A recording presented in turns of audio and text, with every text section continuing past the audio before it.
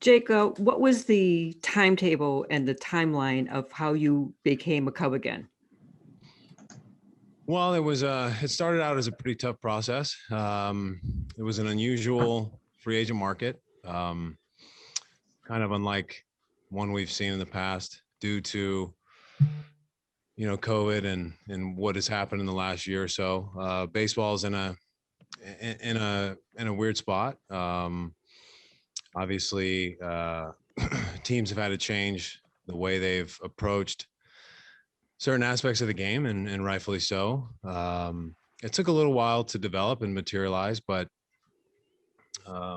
had several conversations with Jed and other people in the organization, Tommy Hotovy, Chris Young, David Ross, and some of the players, and it just felt like the right fit. We went back and forth a little bit, as happens in pretty much every negotiation.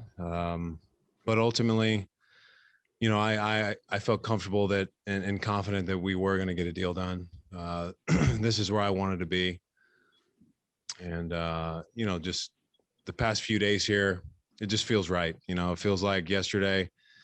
And sometimes we might take time for granted a little bit too much, but, the last 3 years have gone by pretty quickly. And just really excited to be with this group again. There's a lot of guys that were here when I was last year and a lot of new faces, which I'm excited to work alongside of and learn from and pass any knowledge on that I'm capable of to help guys escalate their careers.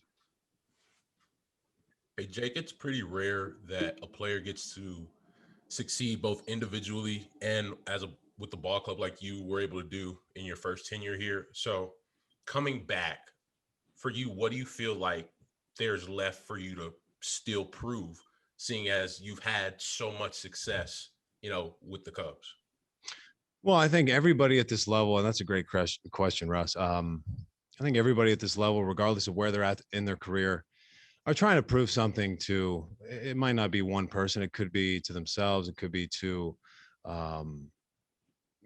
people in their past that didn't think that they were capable of performing at this level, or a former organization, or, fill in the blank. So I think each year, has its own sort of challenges and different things that, and different expectations, both personally and as an organization, as a team. So there's always things to prove, and not that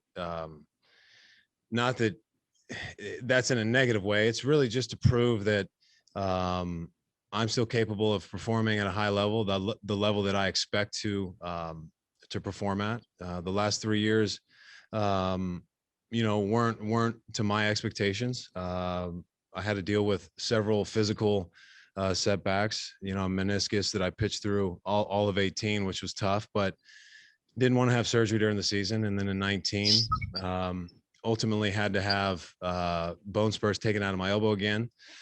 So there were some slight physical limitations, but having said that, I didn't perform the way I was capable of, but I have a lot in the tank. I have a lot to still accomplish in this game, and I'm excited that it's going to happen in this Cub uniform again. Jake, welcome back. Good to see you. Hope How are you, Bruce? doing great. I'm doing great. Thank you.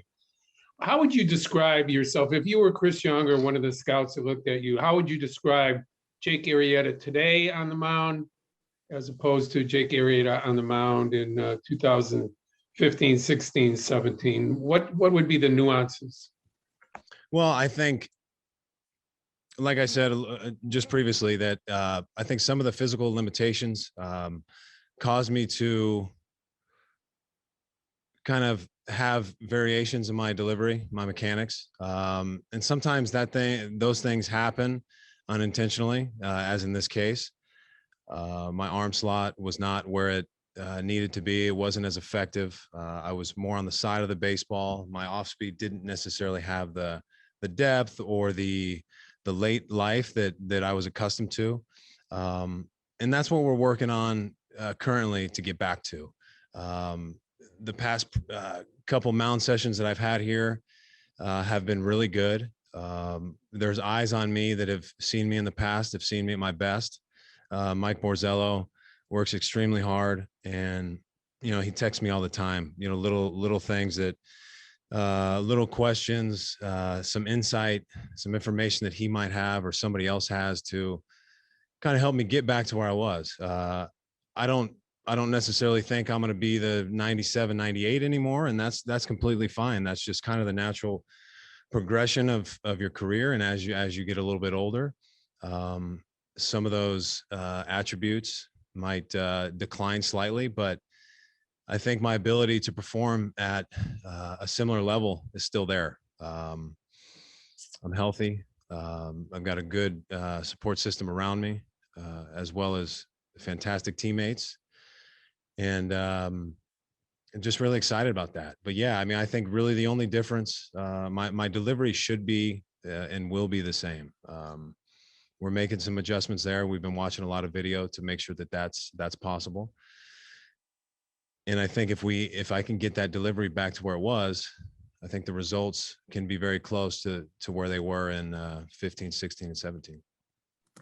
Hey, Jake. Did you have any, I mean, you just mentioned about how you're a different pitcher you are now than when you were with the Cubs before. During your process of deciding, where to sign, did you think at all about maybe how coming back a second time impacts, good or bad, your legacy with the Cubs and fans, and because you are a different pitcher than you were than how maybe fans remember you as? I haven't thought about that really. The only thing I've been thinking about is just the opportunity to be at Sloan Park again, to perform in Wrigley Field, and to wear the uniform again. Those are the things that excite me. Those are the things that I know are going to be rewarding and already have been.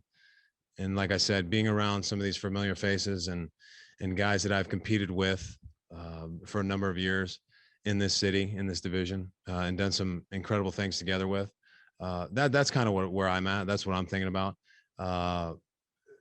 When healthy, I pitch really well. So as far as legacy goes, I don't put a lot of thought into that. I think that's more something that you might put some attention to as your career comes to an end. But I think I've got quite a bit left to offer in this game, and that's really what I look forward to.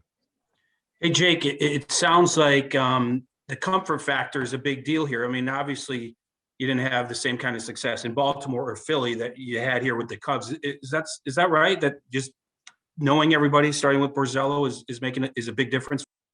Well, I mean, there's definitely a significant amount of comfort here. There's no question about that. But at the same time, as I was going through the free agent process once again, I can be comfortable anywhere. I would never want to make it seem like I'm not capable of performing and fill in the blank. But is it a little bit different here in Chicago? Of course. And that's obviously a huge benefit, a big impact, not only for being familiar with the environment, the cities, the travel, but just, the people around, right? There's a lot of relationships that were developed over the past, 5 or 6 years.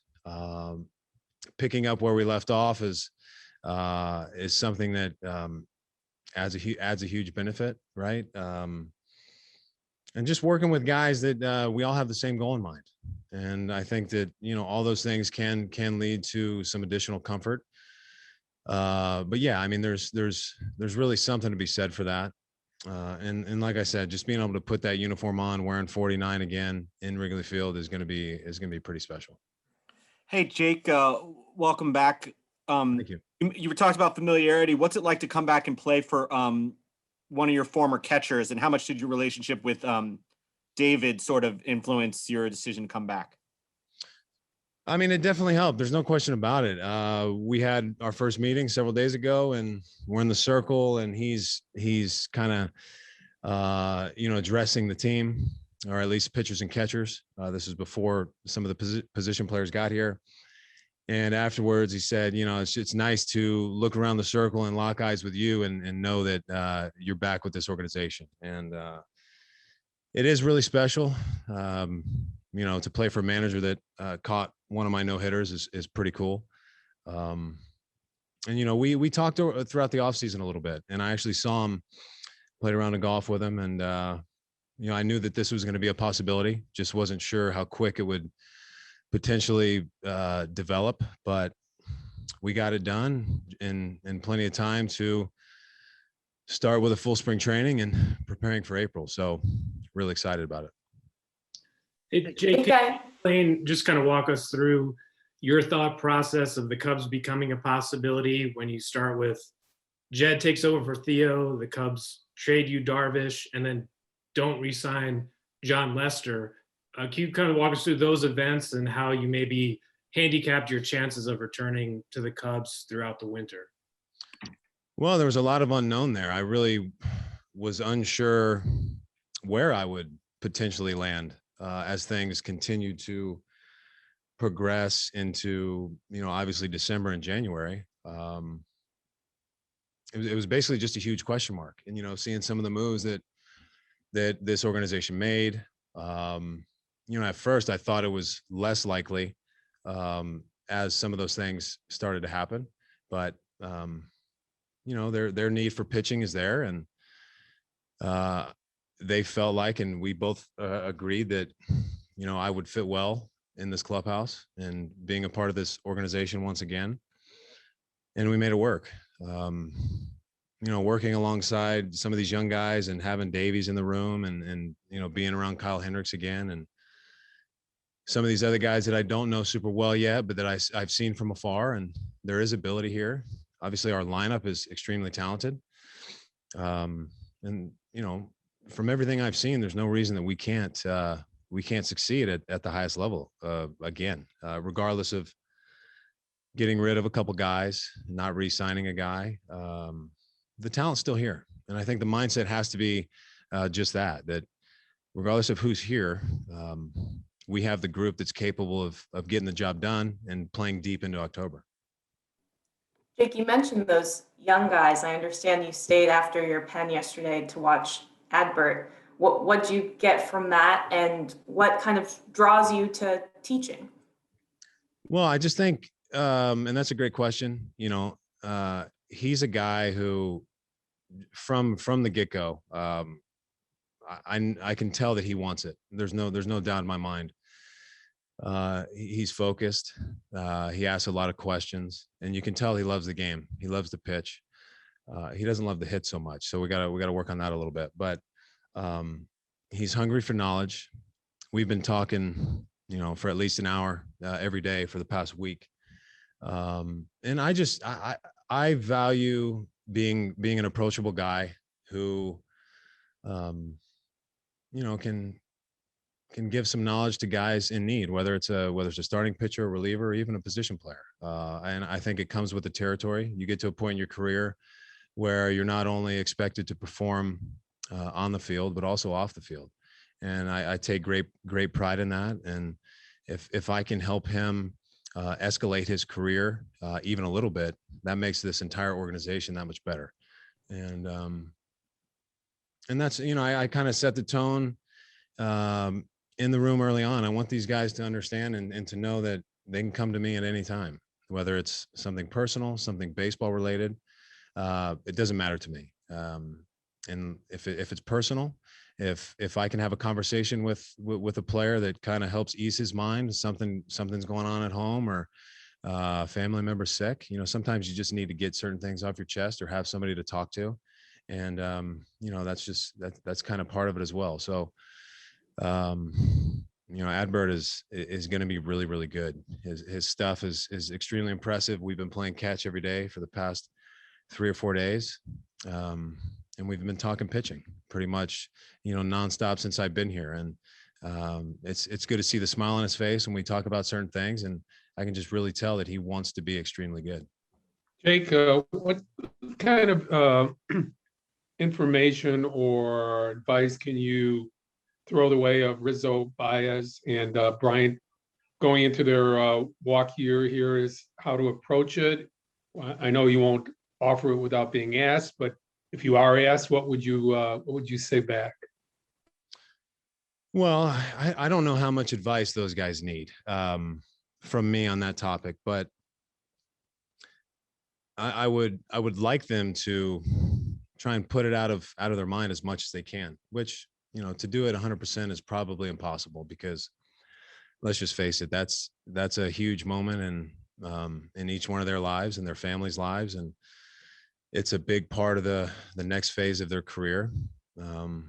But I think first and foremost, the most important thing is developing that team bond here in Chicago this year, performing to the best of each one of their abilities.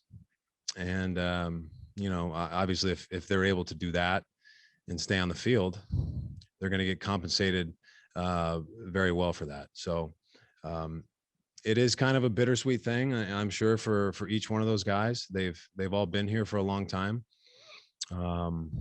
It's tough to take the Cubs uniform off, which, I've been through, but, just trying to focus on the here and now and what's most important. And that's their health. That's preparing for a full season with this organization. And if things change along the road, then we have to deal with that as it comes. But, like I said, these guys, all three of those guys have great heads on their shoulders. They're focused, they're prepared, and I just look forward to playing with them again. Hey, Jake, you talked about your familiarity with the pitching infrastructure and everything here. I know it hasn't been that long since you've been back, but what what differences have you noticed, particularly with technological advancements? And is that something that interests you at all? Yeah, it interests me a lot. And there are a lot of changes for the good. I think the advanced analytics are very important. I still think baseball is learning how to more effectively implement those into the game. I do think that the foundation of pitching has been strayed from slightly with some of those numbers, but I have seen a shift back towards kind of the foundation of pitching, which is establishing down and away, changing speeds, and then changing eye level after we've developed the ability to consistently throw down and away.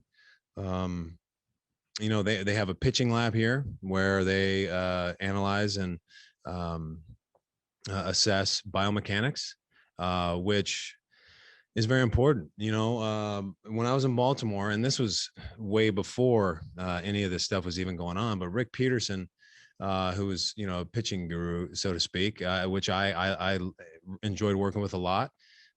He was in Oakland with Mulder, Hudson, and Barry Zito, I believe. So we'd throw on all the sensors and throw a bullpen and get some good feedback. But, that was in 2009, maybe 2008. So that was quite a while ago. And now, the biomechanical labs are much more in depth and much more accurate. So any way that you can see how you move through space and through your delivery, and have the ability to make some tweaks here and there that can make your body move a little bit more effectively, that's going to lead to a positive change in your ability to go out there and perform at the highest level. So it's good to see that. It really is. Whether it's something completely something small, like being able to increase your internal rotation in your drive leg, or finding a way to develop a little bit more T-spine mobility, which could lead to better command or maybe a slight uptick in velocity. Those are all good things to know. So the past several days, guys are running through that lab. I'm going to be in there in a couple of days, and I look forward to just seeing what the numbers say. And I'll take bits and pieces of information from that and apply it to either my workout routine or my bullpen routine to make myself a little bit better. Jake, you mentioned being back in the rotation with Kyle Hendricks. What's that like, and how have you seen him grow over the last 3 years since you guys were teammates before? Well, that's a good question, Tony. He, even when he got to the big leagues, he was he operated beyond his years. He was very focused, very routine oriented, and that hasn't changed. I love talking to Kyle. He's one of the funnier guys. He's quiet, but you get into conversation with him, and I mean, this morning we were messing around and laughing for about a half hour together while we were rolling out in the weight room. So he's grown a lot. He's so in tune with his body and what it takes for him to get ready for the season. I mean, the guy, not everybody could do this, but he throws 60, 70 pitch bullpens at super low effort to get that repetition and know what everything feels like, each one of his pitches. And it's something that's hard to do, but he has the body awareness and the understanding that he can operate at such an intensity that doesn't set him back as we progress throughout spring training. And he's a guy that operates on feel, and guys like myself and some of these other guys that have big velocity can learn a lot from a guy like Hendricks, who manipulates the ball, pitches anywhere from 87 to 90 miles an hour. He doesn't try to do more than he's capable of, and I mean, the numbers don't lie. This guy's able to go out there with what people would consider below average stuff and really dominate some great lineups. So he pitches like an ace, and I love being a teammate with him again. Hey, Jake, Jake, another player that you're going to be teaming up again, and of course you had the last couple of days, is Wilson Contreras. How have you seen his game grow behind the plate? Well, I mean, he's always been good. He's always been really good. For me, I'm going to say that his ability to handle a pitching staff and game calling and just the in-game awareness has definitely moved up a tick. There's no question about it. I think it's in my opinion, it's him and JT Realmuto are the two best in the game. Just the way his explosiveness behind the plate. There's not many guys that can move and operate like that as a catcher. And it's a tremendous asset for us as a pitching staff to have a guy like that, where we know we don't have to be a one to the plate to give him a chance to throw guys out. The arm strength is through the roof. I don't know if there's one better in baseball. And we all know he can hit. He's become a much more polished hitter. But having said that, there's obviously room to grow, and I can just see the look in his eyes these last couple of days. He's focused. It's nice to see him smile. He gave me a big hug. He almost hurt me a little bit, but same thing with Rizzo. It was nice to hug that guy this morning. It's good to see him again. But yeah, Wilson is he's a huge asset for this club, and just glad he's on our side. Jake, two fan-related questions. One, John Lester, it really affected him that he didn't get to have that goodbye with fans at the end of last year. You get that at some point here where you're going to get welcomed back. What do you think your emotions will be when that happens? And more importantly, Craig Counsell said the other day, he really felt like fans not being in the stands affected performance. Do you agree? And do you think you'll obviously get some juice when they return? Well, I think each guy's different. I will say this: when the season started, the first week or so was tough on everybody. And I think it was most difficult for the position players. And I hung around Mike Moustakas yesterday. We were hanging out for a little bit, and we were talking about just that. And he said, it was difficult to get going because the roar of the crowd, the excitement of the fans is just something that we're all used to. We've been dealing with, since we started playing pro ball, or even in college and high school. So it is tough, like in Moustakas made a comment about how, as a starting pitcher, that's your day. Like, you're focused, you're locked in, you're kind of in a different place, and fans or no fans, for the most part, you're able to go out there and pitch with that killer instinct. And I agree with him on that to a certain extent, but it was tough. It's never easy to play in an empty stadium. But as professionals, that's kind of what we were up against and what we had to do. And I think the majority of baseball did a really good job of that. Once they implemented crowd noise into the stadiums, believe it or not, that did help a lot, because the dead silence was strange. That was a hurdle that we had to get over as a league, and MLB did a great job of that. But I don't necessarily think much about the farewell. I'm obviously on a 1-year deal, but could be here longer. Jake, that's kind of what I wanted to ask you. It is a one-year deal, but are you looking at this as a chance to finish your career in Chicago? Well, I'd like to play for several more years. I mean, as long as I can compete at a high level physically, I'm capable of getting ready every day, which that's no issue currently. I expect to play, and if I'm valued, if I'm wanted, and if I'm capable, I'll still be in uniform. Jake, you've always been really well known for your workout routines, the nutrition, all of that, just staying in really good shape. With the injuries that you've had in the past few years, has any of that changed significantly, or is there a different approach that you've had, or even just in this off season? No, I mean, and frankly, the injuries I've had are, I mean, an injury is an injury, but a meniscus is a pretty simple cleanup. I was able to pitch with it fairly well in 2018, and then the bone spur. There's really nothing I could do about that. I had the operation done in August of 2011 for the first time. And, for 8 years, I had no issue. And then it built up to a size where every time that joint tried to, I tried to close it shut on extension and releasing each pitch, it just got to the point where it wasn't manageable anymore. And had to clean it out again. And now the elbow is great. So, I've really never had a major injury in my career, knock on wood. Just a couple things that were kind of a nuisance and had to take care of that. But no, I mean, workout routine, nutrition, that's never wavered. I take a lot of pride in that. And, now not only do I want to play this game and perform as long and as well as I can, I have 2 kids who are now 9 and 7.